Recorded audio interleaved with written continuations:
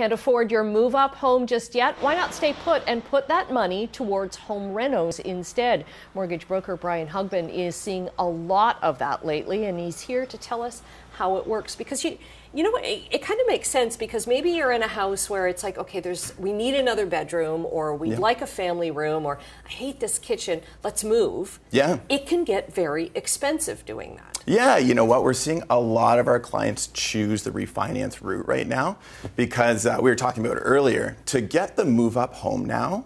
Like if you're selling a house for around $400,000 and buying for $5,000, you could have almost $30,000 to $40,000 in soft costs. Right, and that's cost for your land transfer tax, your realtor fees, your legal fees, all kinds of stuff, right? And then you've got the move itself. Yeah, exactly, right? And let's be honest, there's furniture too, right? People don't buy the house to match the furniture. Oh, that's true, yeah. Yes. You buy the furniture to match the house, and then you right? get into that new house and decide, oh, there's so much more I want to do. Exactly, right? Yeah. So I think a lot of conversations that our team at Mission35 is having now is about options, right? It's about, if you refinance your house, maybe you put $20,000 on the mortgage and you do the kitchen that you always wanted.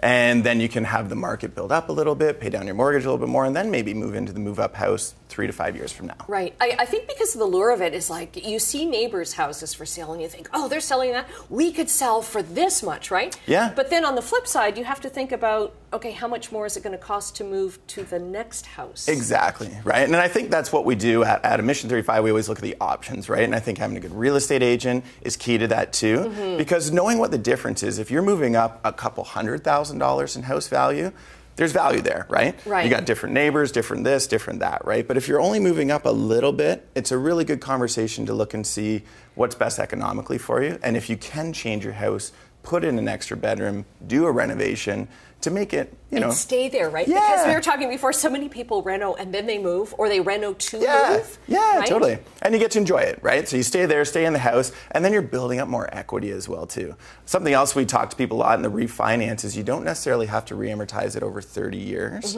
So a lot of times people will add money to the mortgage and extend the amortization, make the payments low. You can stay in your house, add money to it, and actually decrease the life of your mortgage too, so you can help build up your equity quicker as well. Right, because your whole personal thing is to get that mortgage. Your Mission 35 is to have, like your dad was, to have the house paid off by the time you're 35, totally, right? Yeah, I think, and making a few small financial choices like that, a lot of times people refinance to pay off debt, which is fine, it happens. But you don't have to make the mortgage longer when you do that. If you're paying off $500 worth of debt and your mortgage is going up by $200, why not decrease the mortgage, because you were paying that payment before, and then instead of having, say, a 25-year life, bring it down to 20 or 15. Right. So little small steps. When did you first start seeing your clients kind of coming in for refinancing, like to kind of do the renos kind of thing? Is that when house prices really started to peak out of, okay, this is now so much out of my league, I can't afford it? Yeah, I think it was kind of, the market peaked around April, May 2017 last year, and everybody was just, there was something in the water at that time, right? Everybody had to move, right? And I think after that, it started to be the conversation of, I can't get what I want, I'm getting beat out in competition. That's when the refinance conversation started, and then more so significantly in January after the stress test was introduced. Because a lot of people that wanted to do the move-up house, that stress test affected people in some cases of $100,000 in pre-approval.